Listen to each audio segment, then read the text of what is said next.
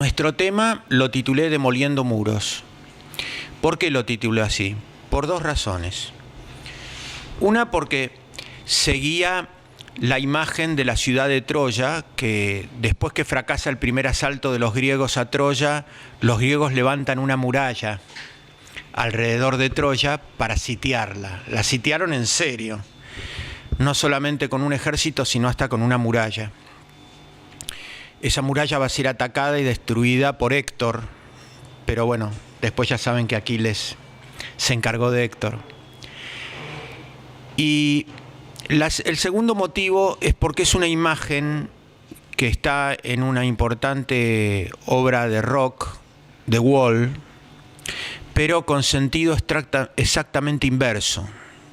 O sea, ese muro viene a ser el bloque que Gramsci habla de remover, el bloque cultural cristiano, que tampoco esto que vamos a ver a lo largo de la charla, este concepto, es absolutamente culpable, tiene un grado de inocencia, y ya van a ver por qué se los digo. La conceptualización religiosa de muchas personas en el siglo XX que no son católicos, obedece a un rechazo hacia esquemas religiosos formales y ese ataque a ciertas formas de la religión, de religiones, como en este caso puede ser ciertas sectas o grupos protestantes que generaron una reacción en sus poblaciones, bad religion y todo eso, después nos lo aplican acá al catolicismo, pero nacieron en países que no eran católicos y donde la concepción de la religión era una concepción bastante negativa. Es importante que analicemos esto, que tengamos en cuenta las influencias culturales que los pueblos tenemos unos con otros a raíz de percepciones de superioridad e inferioridad que se dan por motivos distintos.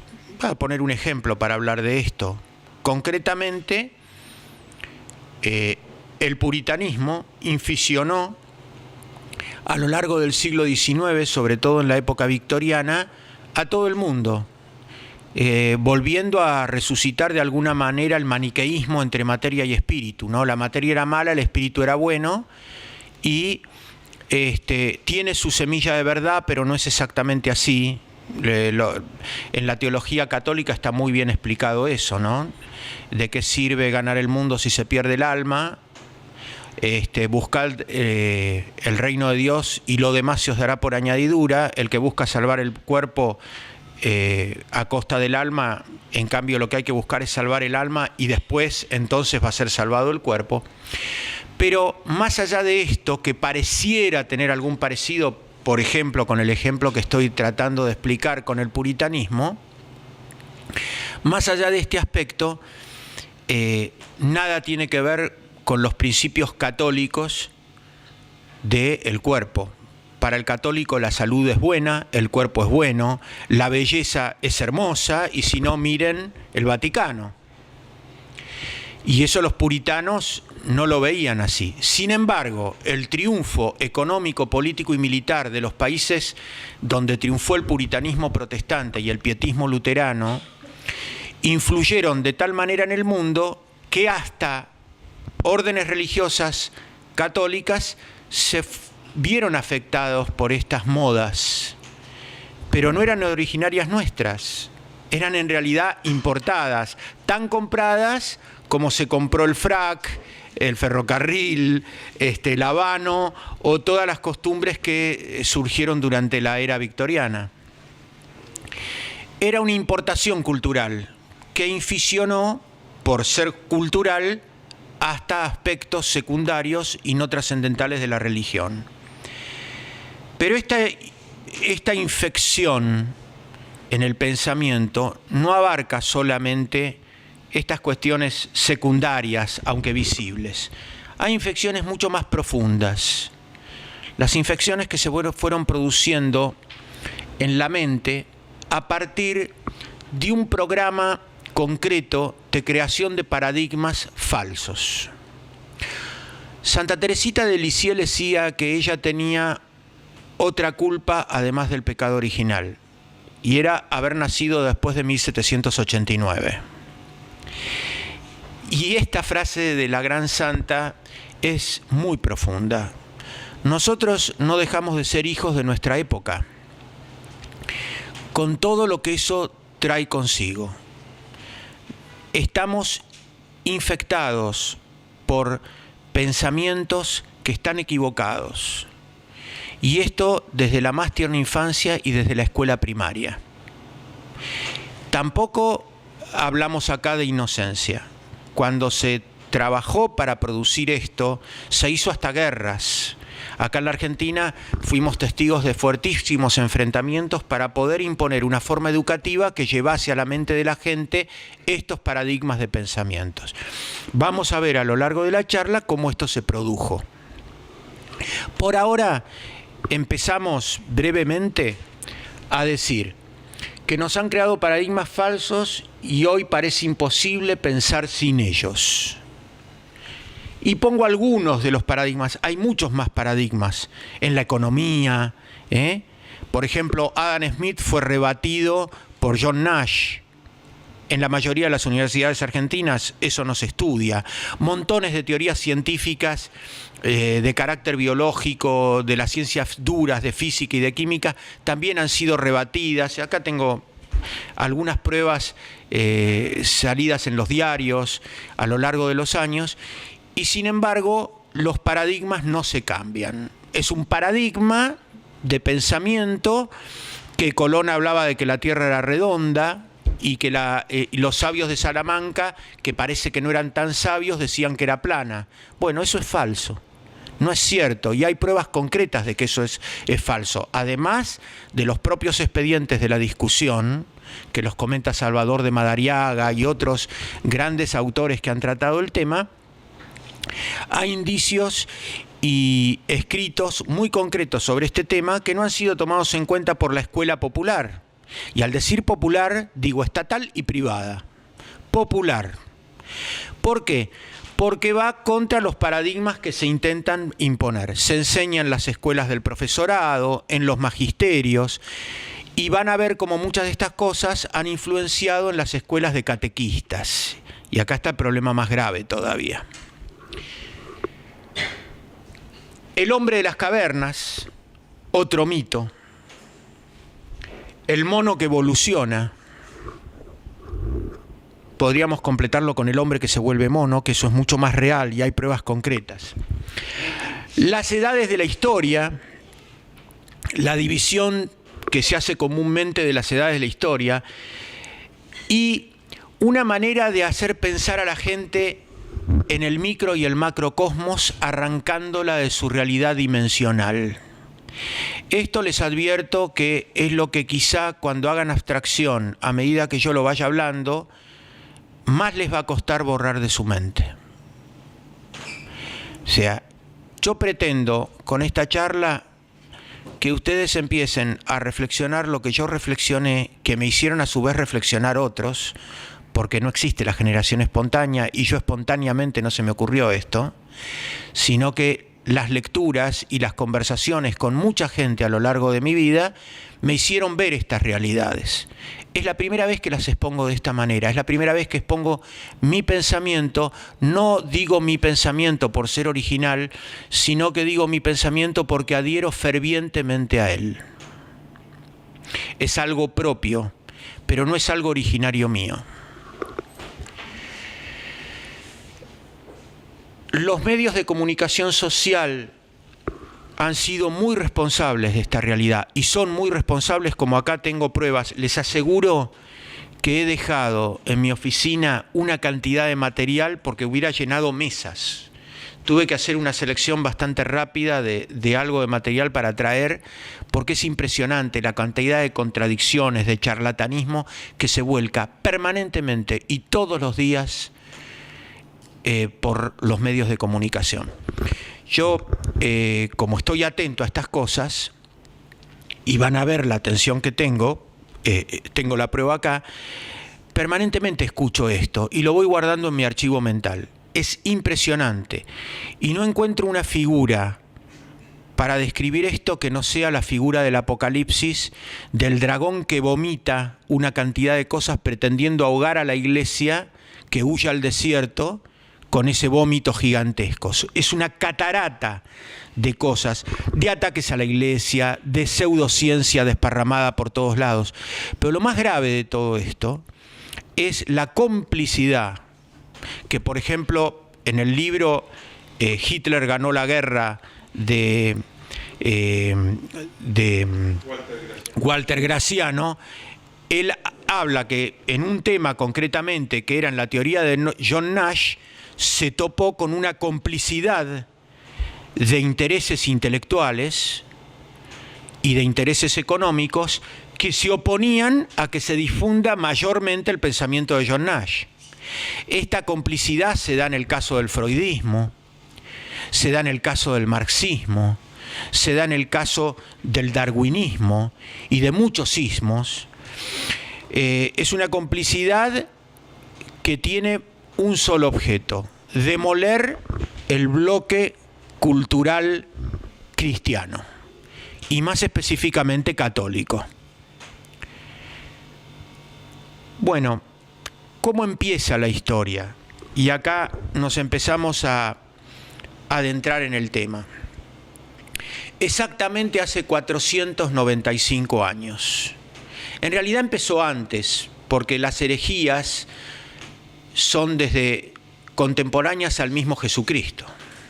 Ya empezaban los falsos intérpretes, empezaban los calumniadores y empezaban los que distorsionaban lo que Cristo decía. En el juicio a Jesucristo, la asamblea que lo juzgaba, que tuvo importantes y notorios opositores, como Gamaliel, caso concreto que se opuso a este juicio farsa contra Jesús, pero se contrataron pseudos, se les pagó, dice el Evangelio, a pseudos testigos para que dijesen lo que Jesús no había dicho y poder condenarlo. Esto siguió y siguió. En los Hechos de los Apóstoles hay mucho de estos. Empiezan a aparecer distintos personajes que buscan confundir a la gente de buena fe con respecto al verdadero mensaje. Entonces, podríamos hacer una historia de esta herejía y de esta trampa desde el inicio. Pero no nos podemos remontar tan lejos, porque si no, esto no sería una charla, sino que sería un curso de meses. Tenemos que tomar una fecha donde encontremos hechos concretos, palpables y demostrables, más cercana a nosotros. Entonces me remonté solamente 495 años. El año 1789, en la que es arrestado Luis XVI, pasan 272 años. Y desde 1789 hasta nuestros días, 223 años más. Si hacemos la suma, da 495. 495 años donde ahí sí ya podemos hablar de una organización y de una conspiración concreta. Hoy esa conspiración está muy diluida porque está muy extendida. Ya no es necesario que conspiren a las sombras en sociedades secretas y en organizaciones propias del mundo policíaco y de espionaje, como se hizo en todos los siglos estos que menciono. Ahora se ha creado un sentido común anticristiano. Sí, un sentido común anticristiano, así como existe un sentido común cristiano que nos indica que tal actitud o tal conducta es pecado, que tal obra no es buena para el alma, que tal acto es valioso o disvalioso y se actúa en concreto, ¿no? Y por ser cristiano es universal, y por ser universal también cualquier persona de buena fe, aunque no sea cristiana, sabe que, por ejemplo, cometer un aborto es un crimen. Hay un sentido común, por llamarlo de una manera, anticristiano, si se prefiere masónico, donde se piensa exactamente todo lo contrario. Entonces aparece un artista que destruye el arte, destruye la música, le quita la armonía, le quita la tonalidad, le quita el ritmo que debe tener, etcétera, y es aplaudido y ponderado, ¿no? Hacen una escultura que es un mamarracho, que no soporta la más mínima apreciación, pero la ponderan y la pagan millones y todos aplauden. ¿Por qué?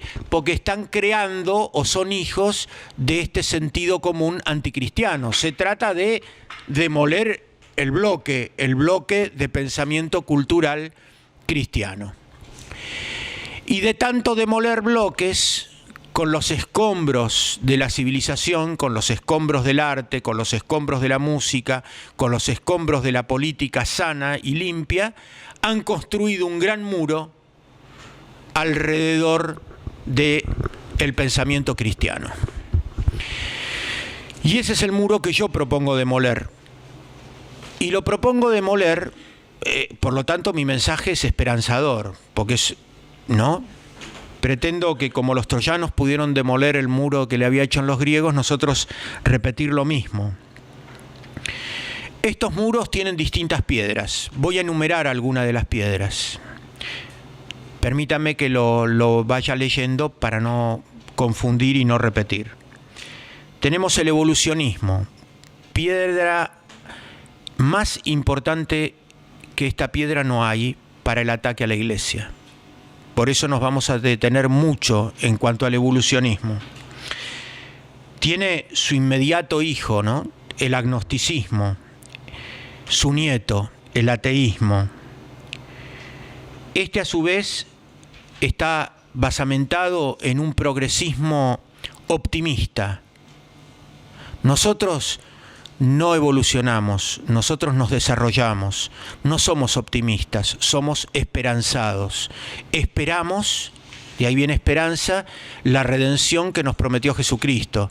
Nosotros no estamos entroncados en la idea de un progreso indefinido, optimista y perpetuo que siempre termina en grandes catástrofes, que también vamos a ir viendo a lo largo de la charla. El psicologismo, la erotización de la sociedad, el desenfreno de la concupiscencia, el naturalismo filosófico, la antieducación que tanto está afectando a nuestros jóvenes por los padres que no pueden cumplir con su rol o no saben cumplir con su rol, el materialismo, la avaricia, la envidia, el hedonismo y el egoísmo producidos por ese materialismo a través de toda la mecánica de los medios de difusión, ¿no? La publicidad no es otra cosa que crear necesidades para que la gente consuma y a través de ese consumo el poder internacional del dinero cada vez se enriquezca más. Término este, poder internacional del dinero, cada vez menos usado, a pesar de que era tan querido por el Papa León XIII, por San Pío X y por Pío XI. Hoy ya casi no se habla del poder internacional del dinero, como no se habla de la sinarquía, como no se habla de tantos poderes ocultos que ya son tan visibles que ni siquiera tienen que manifestarse. La leyenda negra contra el catolicismo y contra España en particular, el relativismo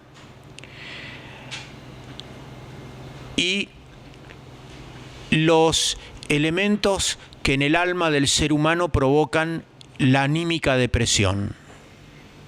El Evangelio dice: quedaron dormidos cuando Jesús velaba en el Monte de los Olivos, vencidos por la tristeza, ¿no? Venid a mí todos los que estáis angustiados y agobiados, que yo os aliviaré. Parece como una descripción del moderno estado depresivo en el que se encuentra muchísima gente, y que también es uno de las piedras con las cuales se crea el muro que bloquean la verdad. Es un muro de tales características, como todo muro, que es muy difícil que la verdad que tiene la Iglesia llegue a los que están del otro lado del muro, como es difícil que pueda decirse verdades más allá de ese muro. O sea, tiene una doble acción. El muro es un muro dinámico. Si nosotros no atacamos este muro, y es una guerra cultural, yo he venido a traer la guerra al mundo, dijo Jesucristo. Si nosotros no somos capaces de enfrentar este muro, estamos liquidados. Y estamos entrando en ese periodo de los últimos tiempos en que si el Señor no abrevia los tiempos, ni los justos podrán permanecer y van a ser derrotados por esta conspiración anticristiana. Es una batalla de guerra total. Es una batalla, como dijo Benedicto XVI, alma por alma. Ya no estamos en casa por casa, institución por institución o país por país. Estamos en un alma por alma, en el seno de las propias familias, en el seno de la propia realidad conyugal, ahora hay que decir pareja, ¿no? Parejas tienen los cerdos, parejas tienen los gallos y las gallinas, parejas tienen los caballos y las yeguas. Los seres humanos teníamos matrimonio. El amor humano no es comparable a un apareamiento animal. Hay tantos factores que intervienen en el amor humano antes, durante y después que mueren los cónyuges, ¿no? En la tradición y en el patrimonio que dejan y en el mensaje que dejan en sus hijos y en la transmisión, que es increíble que esto sea arrojado por la borda. Como lo llama San Pablo, misterio grande es el del matrimonio. Misterio grande, institución natural, perfeccionada por Jesucristo a su indisolubilidad y a su permanencia sacramental. Pero el matrimonio existía desde el momento, dice Jesús a los fariseos que lo interrogan, que Dios hizo al hombre hombre y a la mujer mujer. Bueno, estamos llegando hasta este punto de desintegración de la cultura. Cosas que los más aguerridos masones del siglo XIX no hubieran imaginado, ni se lo hubieran planteado. Muchos de ellos, si viviesen ahora y hablasen entre nosotros, nos maravillaría lo bien que pensarían, porque pensaban conforme al ambiente y a la época que ellos supieron sembrar las bases para destruir y que lleguemos a esta época. Bueno, seguimos adelantando con lo siguiente. Estamos hablando de que hubo una voluntad de crearnos un muro, una gran conspiración para crear un muro cultural, un muro que impida la predicación, un muro que impida el reinado de Jesucristo y la acción del Evangelio en la sociedad. Por supuesto que el Espíritu Santo supera todo eso y no nos necesita ninguno de nosotros para superar eso. Pero nosotros sí necesitamos hacer algo. Ay de mí si no predicare, a tiempo de destiempo, con prudencia o con imprudencia.